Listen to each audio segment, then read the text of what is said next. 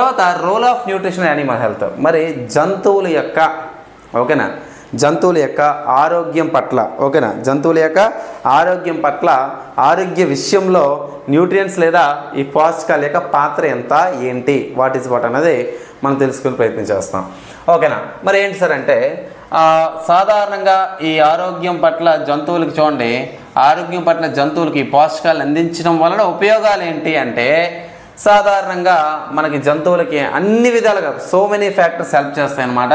So అందులో మొదటిగా normal body temperature, సాధారణ శరీర ఉష్ణోగ్రత అనేది జంతువులు మెయింటైన్ చేయొచ్చు అనమాట. ఓకేనా. సాధారణ శరీర ఉష్ణోగ్రత ఓకేనా సాధారణ శరీర ఉష్ణోగ్రత అనేది మనం మెయింటైన్ చేయగలుగుతాం అనమాట, గుర్తుపెట్టుకోండి. ఓకేనమ్మా. తర్వాత మెటబాలిక్ ఫంక్షన్స్ అంటే జీవక్రియలు, శరీరంలో ఉన్నటువంటి అనేక జీవక్రియలు కూడా పోషకాలు సరిగా అందించడం వల్ల మన సరైనటువంటి ఆరోగ్యం అనేది మెయింటైన్ చేసుకోవచ్చు అనమాట. అదేవిధంగా మజిల్ టోన్ అంటే ఆ జంతువులలో మజిల్ టోన్ కండరాలు ఏవైతే ఉన్నాయో కండరాలు బాగా అభివృద్ధి చెందుతాయి. అదేవిధంగా ఇంటర్నల్ ఆర్గాన్ హెల్త్, శరీరం లోపల ఉన్నటువంటి అవయవాలు ఏవైతే ఉన్నాయో అవయవాల ఆరోగ్యం పట్ల కూడా ఈ పోషకాలని ప్రధాన పాత్ర పోషిస్తాయి అన్నమాట. అవయవాలు అభివృద్ధి చెందేందుకు గాను అన్నిటికీ ఉపయోగపడుతూ ఉంటాయి.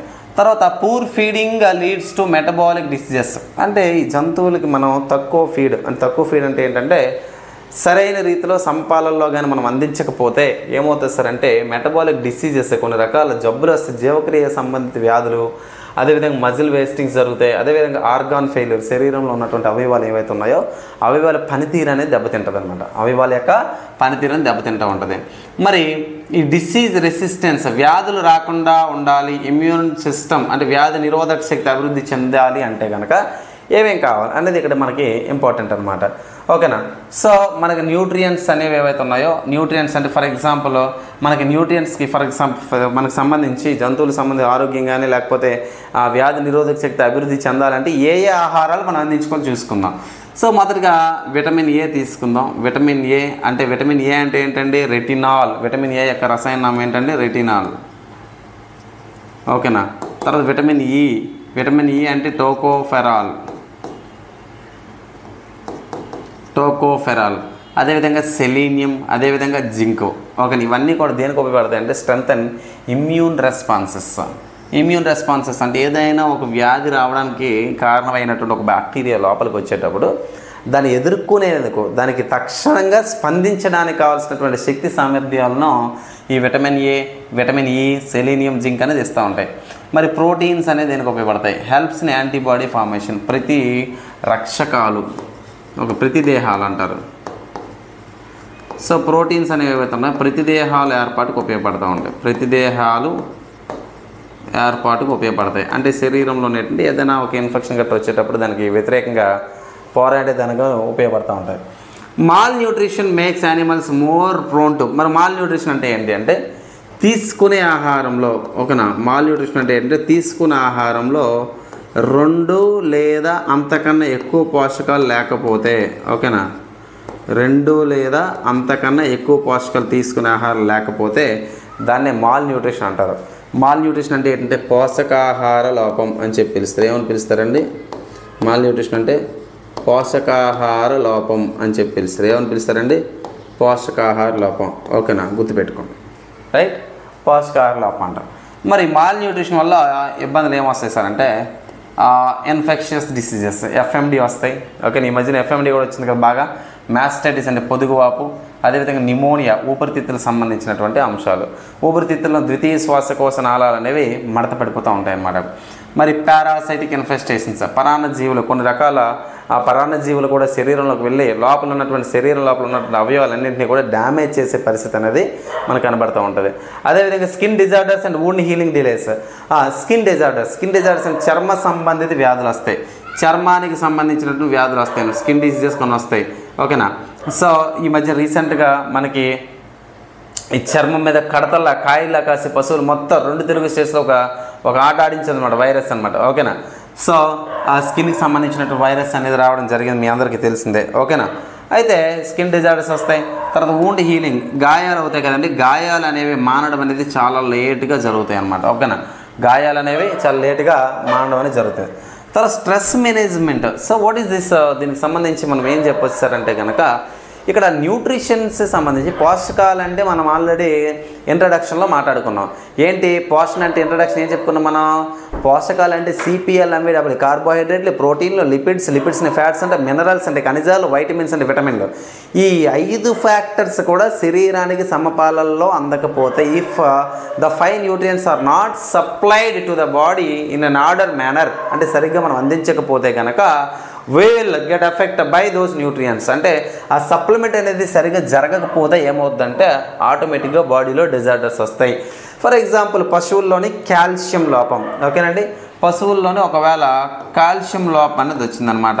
కాల్షియం లోపం రావడం వల్ల వచ్చే వ్యాధి ఏంటి అంటే కౌ ఫీవర్ అనమాట. ఏంటంటే కౌ ఫీవర్. మరి అదేవిధంగా పశువులు తీసుకున్న ఆహారంలో మేతలో భాగంగా రైస్ హస్క్ ఉంటుంది కదండి. పల్లెల్లో మన పల్లెటూర్లలో దానా అని చెప్పేసి అంటారు కదా. దానా అంటే ఏంటి? ఈ ధాన్యపు గింజల యొక్క పొట్టు ఉంటుంది కదా, పొట్టు తీసి ఉడికిస్తారు, దాన్ని దానా అంటారు. అది కానీ మనం సప్లై సరిగా ఇవ్వకపోతే పశువుల్లో జింక్ లోపం అనేది సాధారణంగా రావడం జరుగుతూ ఉంటుంది.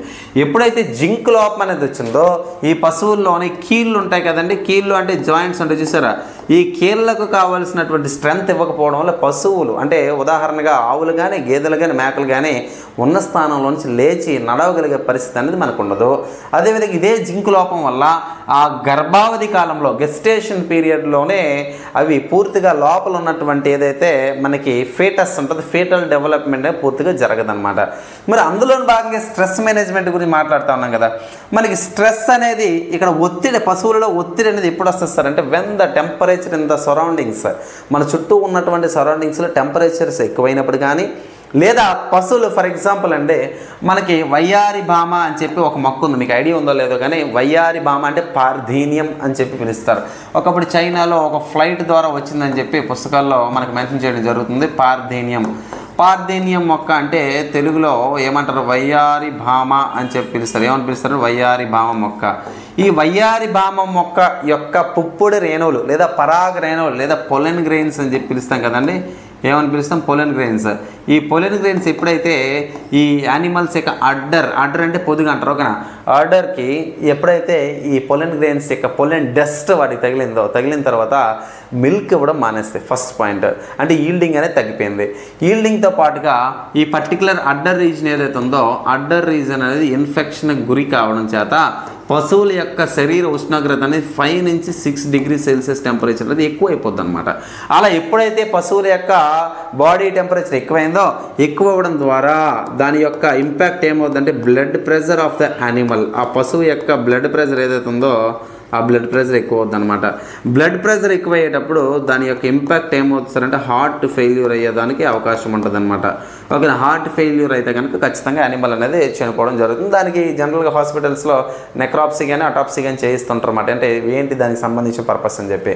అయితే ఇక్కడ ఏంటంటే ఈ స్ట్రెస్ అనేది ఎప్పుడు మనకి కనిపిస్తుంది సార్ అంటే స్ట్రెస్ అనేది హీట్ వల్ల మనకు కనిపించవచ్చు. అదే ట్రాన్స్పోర్ట్ పశువులను రవాణాలో కానీ శరీర ఉష్ణోగ్రత పెరగచ్చు లేదా వెన్ లాక్టేషన్ ఇంక్రీజెస్ అంటే ఏంటి? పశువులు మనకి కొన్ని రకాల పశువులు ఉన్నాయి. గిర్ ఆవులు, కృష్ణ వ్యాలీ ఆవులు, జెర్సీ ఆవులు, ఇండిజినియస్ ఆవులు, హాల్స్టీన్ ఫ్రీషియన్ ఆవులు, ఒక జర్మన్ ఆవులు, ఇలా రకరకాల ఆవులు ఉన్నాయన్నమాట. ఈ రకరకాల ఆవులు అండి ఫర్ ఎగ్జాంపుల్ హాల్స్టీన్ ఫ్రీషియన్ హెచ్ఎఫ్ జాతి లేదా గిర్ ఆవులు, గుజరాత్లో గిర్ కొండల దగ్గర నుంచి ఆవిర్మించి గిర్ ఆవులు ఇవి ఏం చేస్తాయండి? ఫర్ ఎగ్జాంపుల్ హెచ్ఎఫ్ జాతికి సంబంధించిన ఆవులు ఉన్నాయండి. ఒక రోజుకి 20 లీటర్లు పాలు ఇస్తాయి. 20 లీటర్లు పాలు ఇవ్వాలి అంటే శరీరంలోనే ఆ పొదుగు లోపల పాలు తయారవ్వాలి అంటే ఇది ఎక్కువ ఫీడ్ అనేది దానికి అవసరం. అంటే ఎక్కువ న్యూట్రియంట్ డిమాండ్ ఉంటుంది కదా. ఇప్పుడు ఎప్పుడు స్ట్రెస్లోకి వెళ్తుంది? పాలు ఎక్కువ ఇచ్చేటప్పుడు న్యూట్రియంట్ సప్లిమెంట్ తగ్గినప్పుడు ఏమవుతుందంటే దీనికి న్యూట్రియంట్ డిమాండ్ వస్తుంది. ఎప్పుడైతే న్యూట్రియంట్ డిమాండ్ వచ్చిందో then the particular cattle goes under the స్ట్రెస్లో ఖచ్చితంగా వెళ్ళే అవకాశం ఉంటుంది అనమాట. తర్వాత vitamin C and electrolytes reduce stress damage. Sir vitamin C and ఎలక్ట్రోలైట్స్కి వైటమిన్ సి ఏంటి సార్ సంబంధం అంటే వైటమిన్ సి అంటే వైటమిన్ సిలో ఏం సప్లిమెంట్ ఉంటుందండి? ఆస్కార్బిక్ యాసిడ్ ఉంటుంది. ఏముంటుందండి? Ascorbic acid. Vitamin C supplement ఏంటి? ఆస్కార్బిక్ ఆమ్లం. ఓకేనా, వైటమిన్ సిలో ఆస్కార్బిక్ ఆమ్లం ఉంటుంది. ఈ ఆస్కార్బిక్ ఆమ్లం మన మనుషులకైతే కనుక ఏంటి, మనుషులకు జనరల్గా లెమన్, ఆరెంజ్, ఓకేనా, పులుపుగా ఉన్నట్టు ఉసిరికాయలు ఏవైతే ఇవి తినడం వల్ల మన సప్లై అవుతుంది. పశువుల్లో కూడా కొన్ని రకాల పశుగ్రాసాలు ఏవైతే ఫోడర్స్ ఉన్నాయో, నేపియర్ గ్రాస్ ఉంది, వైటమిన్ సి దొరుకుతాయి బేసికల్గా. అదేవిధంగా వైటమిన్ సికి పశువులకి ఎలా సప్లై చేస్తారండి, ట్యాబ్లెట్స్ని దానాలో కలపడం ద్వారా అవి శరీరానికి అందిస్తారనమాట. ఓరల్గా కాకుండా ఫుడ్ సప్లిమెంట్లో కలిపి అందించడం ద్వారా స్ట్రెస్ని మేనేజ్ చేయొచ్చు. అదేవిధంగా next electrolyte balance. Electrolyte balance అంటే సోడియం కాల్షియం అయాన్స్, ఓకేనా, సోడియం కాల్షియం అయాన్స్ని మనం ఎలా అందించగలమండి, అయితే ఫుడ్ ద్వారా అందించాలి, లేదా సెలైన్ రూపంలో అందిస్తే కనుక ఈ స్ట్రెస్ అనేది అవుతుంది, స్ట్రెస్ డ్యామేజ్ తగ్గించగలుగుతాం అన్నమాట. మరి చూడండి, poor nutrition during stress leads to. మరి పూర్ న్యూట్రిషన్ ఇప్పుడు స్ట్రెస్లో ఉండేటప్పుడు ఒత్తిడి, పశువులు అనేవి ఒత్తిడి గురయ్యేది. ఎప్పుడు సాధారణంగా ఒత్తిడి గురవుతాయండి, బాగా వేసవిగా ఉండేటప్పుడు ఇన్కన్వీనియంట్గా ఫీల్ అవుతాయి. ఉదాహరణగా కుక్కలు మనం తీసుకున్నా కానీ వేసవి కాలంలో బాగా ఇన్కన్వీనియంట్గా టెంపరేచర్ ఫీల్ అయ్యి దారిని వెళ్ళేవాడికి ఇంత ముక్క పట్టుకుని వెళ్ళిపోతాయి, అంతేనే కదా. లైక్ వైజ్ పశువులు, ఆవులు, గేదెలు, అదేవిధంగా ఒంటెలు, గొర్రెలు అండ్ నెక్స్ట్ గుర్రాలు, గాడిదలు అంటే వ్యవసాయం పర్పస్లోని క్యాటిల్ ఫార్మింగ్ అంటే ఫార్మింగ్ పర్పస్లో వాడే ఏవైతే జంతువులు ఉన్నాయో ఇవి these animals undergo stress when there is a poor nutrition is there.